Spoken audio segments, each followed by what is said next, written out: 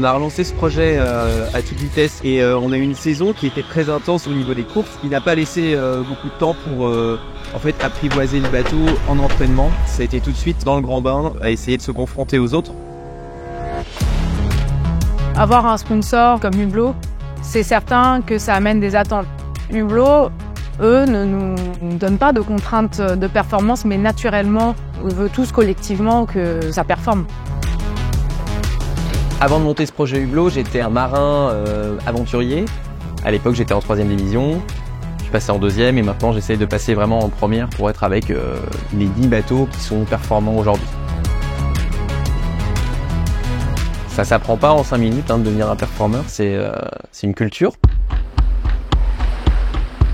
Aspire. Allez, vas-y. J'ai la chance de naviguer cette année avec Simon Coster qui, lui, est un performeur qui était dans une autre catégorie avant. Ce qui me permet de prendre confiance en moi et de me booster. Du coup, ce matin, on est sorti pour travailler les crossover de voile, on appelle ça. C'est de trouver les champs de vent et d'angle dans lesquels les différentes voiles y fonctionnent pour pouvoir les utiliser au bon endroit, au bon moment dans les courses après.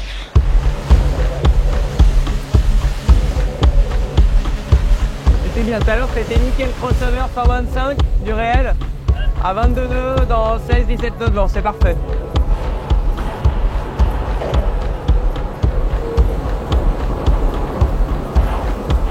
Alan, c'est quelqu'un qui navigue beaucoup au feeling et il a cette approche aussi, c'est de ne pas vouloir faire mal au bateau.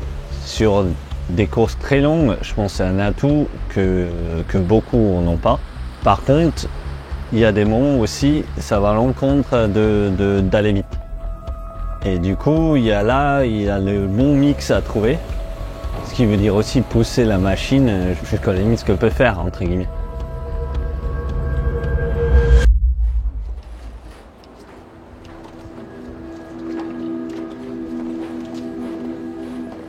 La Bermude 1000, c'était une expérience très intéressante. C'était la première avec moi et Simon sur ce bateau. Ouais, on va faire ça. Pour être sûr. Sûr de pas faire. Ouais. Un peu nerveux quand même. Pour moi, c'est la première en IMOCA, du coup, on verra. Voilà, on verra comment ça se passe dans ces classes-là, les départs et tout ça. On va se mettre dans notre bulle en fait et puis attaquer quoi. On est nerveux, on a un bateau nerveux et puis on va être nerveux sur la course.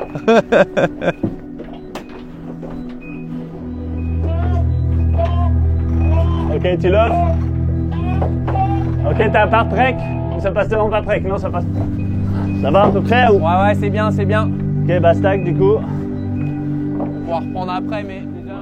Ce qui a été très dur sur la Bermude, c'était mentalement en fait, d'avoir décroché le peloton de tête vite. Et donc derrière, il faut cravacher quoi. Et c'est dur dès le premier jour de se dire, on va déjà cravacher pour récupérer le retard.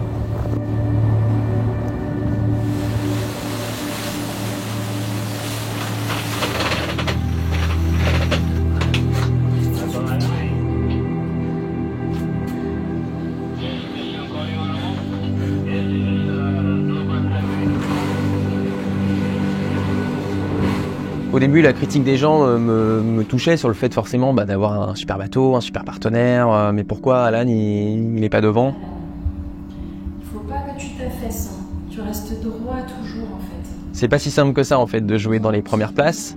Il n'y a pas qu'une question de marin, il y a une question de bateau, de polyvalence du bateau. Il y a plein de choses qui rentrent en compte. Je sais pas comment vous avez fait, mais vous avez quand même réussi à vous remotiver et à pas rester englué et à pleurer sur votre sort. Et sur les 3 autres bords imposés, j'ai recalculé les temps et on voit que vous étiez plutôt dans le haut. Ça veut dire que vous êtes carrément dans le match en fait. Finalement, ce qui est dommage sur cette course, c'est ce premier long bord de près qui a été très très pénalisant. Le reste de la course, quand on analyse les données, en fait, on est très heureux parce que on a des comparatifs vraiment chiffrés de comment le bateau était il y a un an et comment il est aujourd'hui dans les mêmes allures. Et on voit la progression et on n'est pas dans le petit pourcentage de progression, on est vraiment à plusieurs nœuds d'écart. La difficulté en fait avec ce bateau, c'est d'accepter de temps en temps de faire des contre-performances. Et dans ces contre-performances-là, d'en sortir le meilleur et d'arriver à se motiver et se dire par contre dans les phases où t'étais bien, t'étais super bien. Donc maintenant en fait, c'est bien ce que tu fais et fonce quoi. À ce stade-là, c'est vraiment de l'apprentissage du bateau et pas forcément des régates pour des résultats. Après, c'est toujours pareil, si on fait notre job bien, bah, les résultats, à un moment donné, ils vont suivre.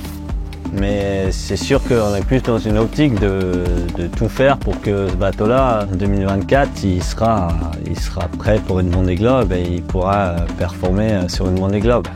Ça, c'est certain.